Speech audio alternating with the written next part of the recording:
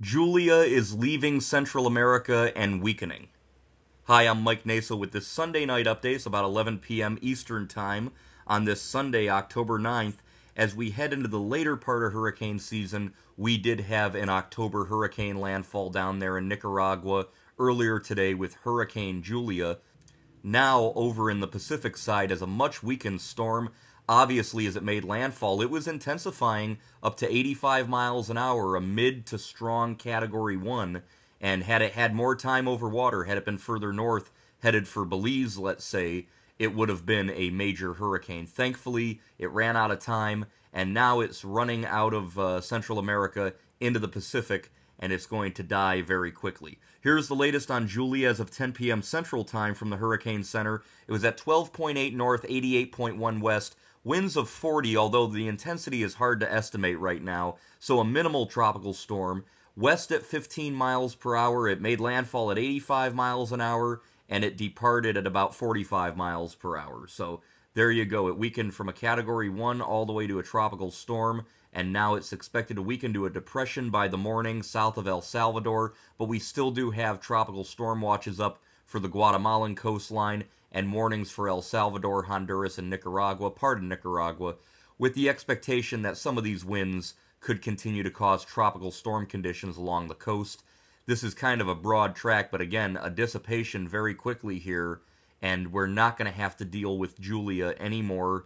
And if we deal with it again in 6 years when we reuse this name list, I don't know. I know obviously Ian is going to be retired. Fiona probably. There has been some damage there in Nicaragua and Honduras, some flooding, but it's still a question of whether or not the name gets retired. Obviously, it's all trivial, but 22 people were dead apparently and 50 missing from those heavy rains there in Venezuela. So there's a possibility that we won't see another Hurricane Julia even when we reuse this name list in 2028. There's the satellite, and again, thunderstorm activity affecting areas there of El Salvador, Honduras, and somewhat there in Nicaragua, but the actual location of the center of the tropical storm is here over water down in that area. And again, you can see it's not looking well organized at all. Land took a toll on it, and now it's actually going to be impacted by some wind shear here out of the east. This easterly shear is going to rip it apart, and it's going to end up in the Gulf of Tehuantepec merging with a front, and we're not going to deal with it anymore. Look at all of this wind shear. Oh my goodness. All over the central Atlantic and the Gulf of Mexico. You can see that even better on the wind shear tendencies. Very high wind shear conditions. And so as of right now, conditions not favorable for development really anywhere in the Atlantic. The key messages for Julia, the last time I'll be mentioning these, is forecast to move near the coast of Nicaragua, Honduras, El Salvador through tomorrow. Still some possible tropical storm force winds, and those warnings are out. Tropical storm winds possible Monday in Guatemala, and they have that watch in effect.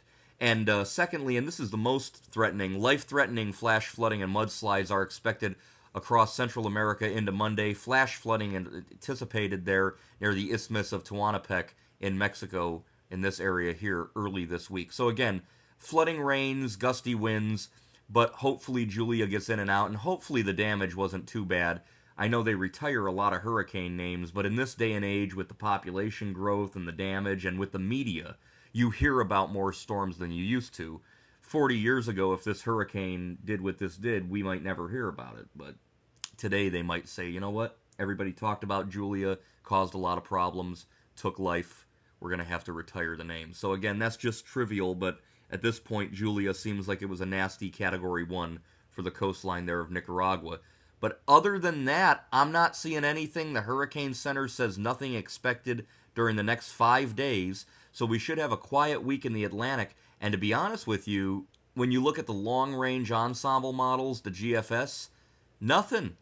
There's nothing of note. I mean, there's a couple little spins, maybe a wave leaving Africa sometime around the 16th, and maybe it kind of does something out here. We'd watch these to see if they get in the Caribbean, like Ian, like Julia, and do anything, but nothing there. And then the European ensembles, look at this, for the next 10 days, even quieter.